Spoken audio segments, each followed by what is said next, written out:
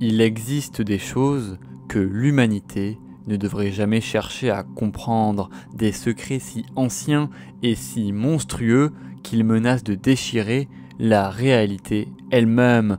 Parmi eux, une légende se murmure dans l'obscurité, celle du Scarlet King, une entité maléfique et impitoyable, une incarnation même du chaos et de la cruauté.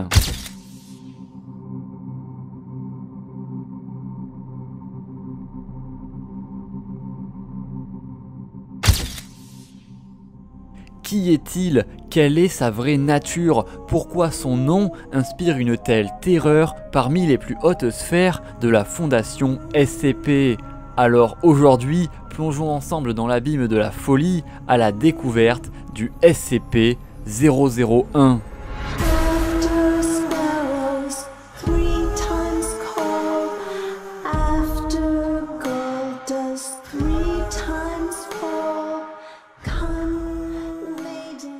Le Scarlet King, ou Roi Pourpre en français, est l'une des figures les plus redoutées de l'univers SCP. Il est l'antagoniste ultime et pour certains, il serait même la raison derrière la création de la fondation SCP.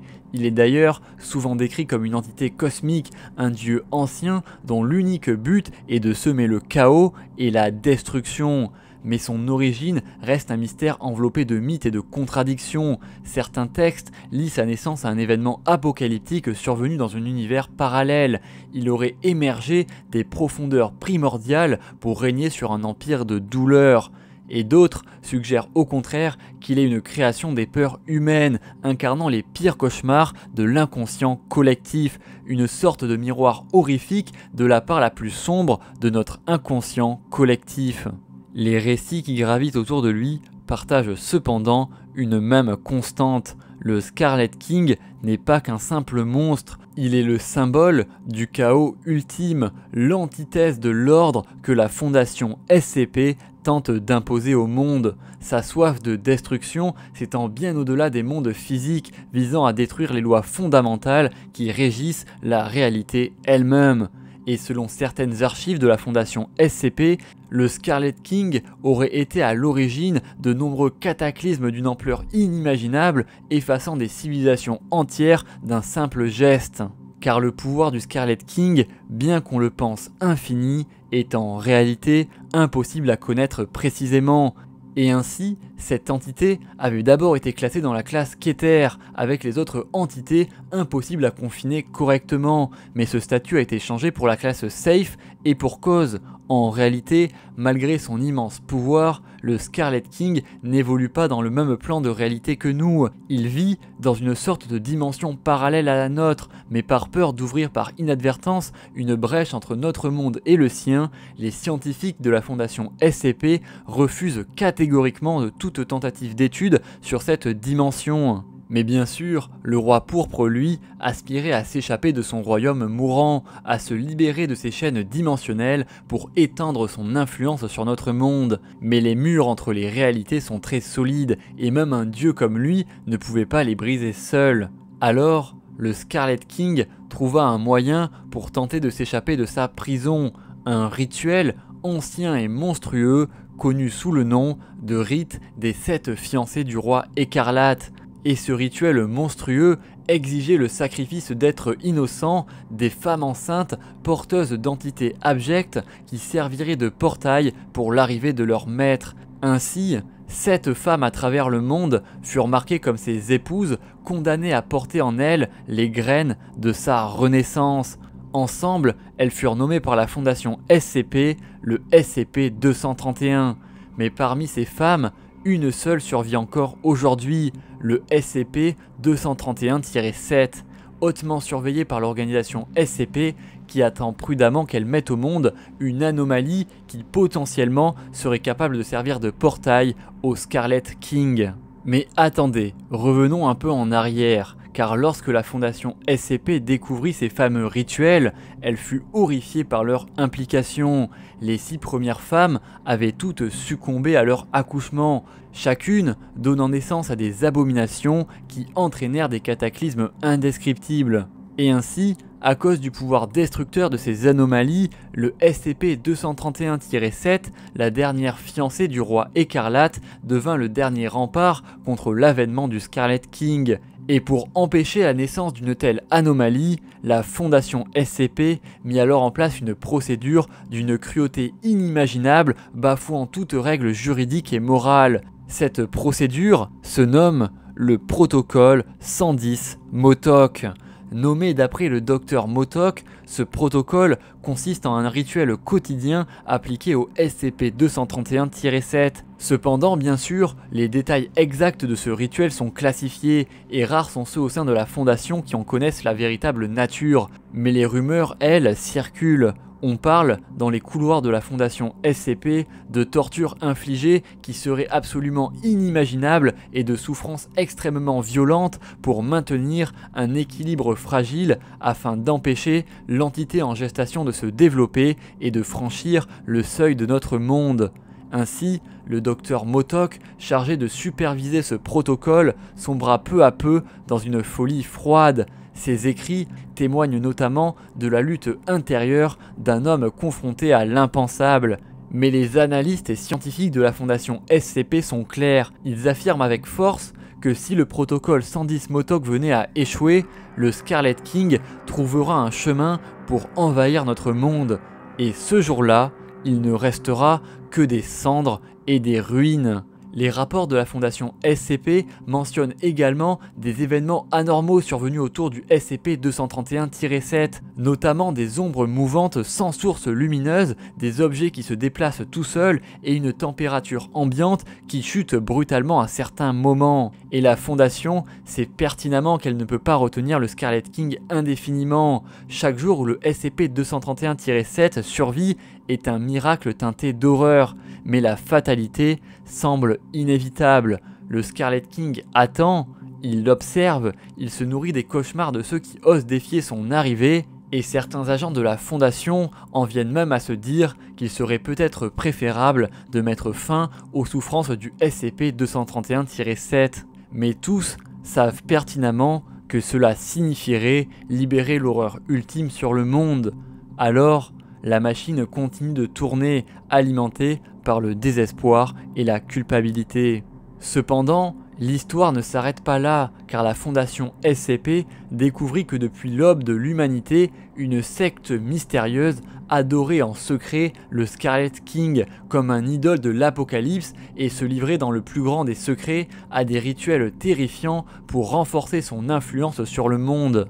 Et ce groupuscule mystique se nommait ainsi les Enfants du Scarlet King. Et après de longues années d'enquête, c'est le célèbre docteur MOTOK qui réussit à localiser Dipesh Spivak, le chef de la secte, et la Fondation SCP le captura alors rapidement. Et ainsi, le docteur MOTOK put alors s'entretenir avec le chef du culte qui lui révéla qu'en réalité le Scarlet King était lié par 3 lois. La loi du sang, la loi du béton et la loi du hurlement. La loi du sang est définie par la pauvreté, la violence, la famine, la haine et surtout la peur. Car pour eux, la douleur et la crainte sont les seules façons de vivre en harmonie avec le Scarlet King, car la douleur et la crainte ne mènent pas à l'orgueil. L'autre alternative est la loi du béton, c'est-à-dire l'ère moderne définie par la vacuité, le vide et le consumérisme. Et cette ère moderne est définie par l'illusion, un faux confort, des bâtiments luxueux, des fast-foods, des soins de santé, le savoir, la technologie, autant de choses qui nous écartent de notre épicentre anthropologique, autant de choses qui nous écartent de nos instincts primaux. Et enfin, la loi du hurlement reste quant à elle encore aujourd'hui inconnue.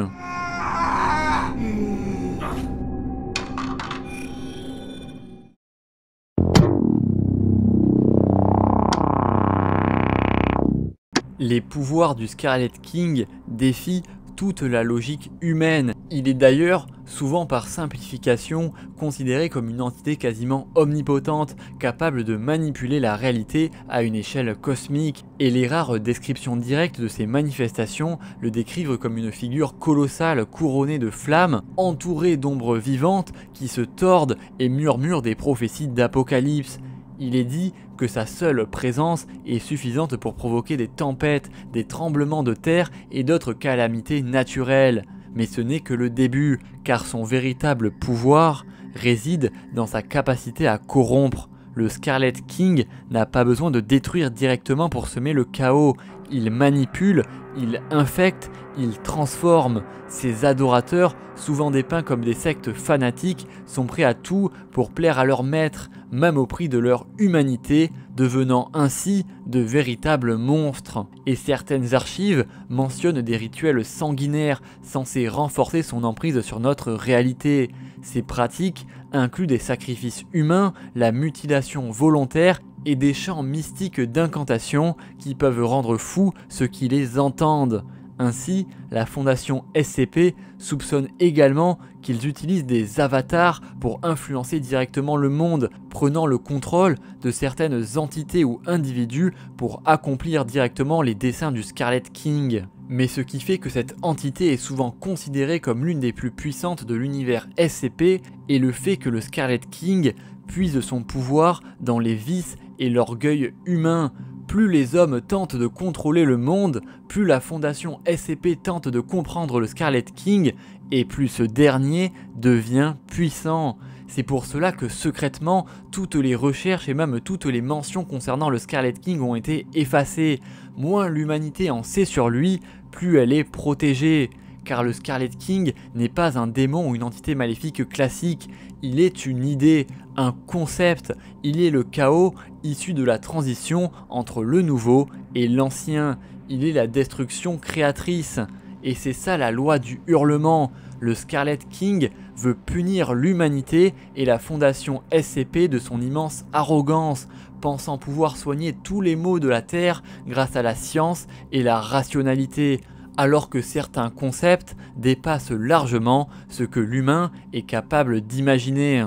Et c'est là le véritable pouvoir du Scarlet King. Plus les humains se modernisent, plus ils deviennent arrogants, plus le Scarlet King, lui, se renforce et son pouvoir destructeur viendra contrebalancer l'arrogance humaine. Et c'est pour ça que le Scarlet King est impossible à combattre. Plus on cherche à connaître ses faiblesses, plus on cherche à en savoir, plus il devient puissant. Il représente le fait que l'humanité doive accepter la part d'inconnu de l'univers. Et le Scarlet King viendra punir ceux qui auront l'orgueil de prétendre avoir percé les mystères de l'univers. Et comme le disait si bien Antoine de Saint-Exupéry, seul l'inconnu épouvante les hommes.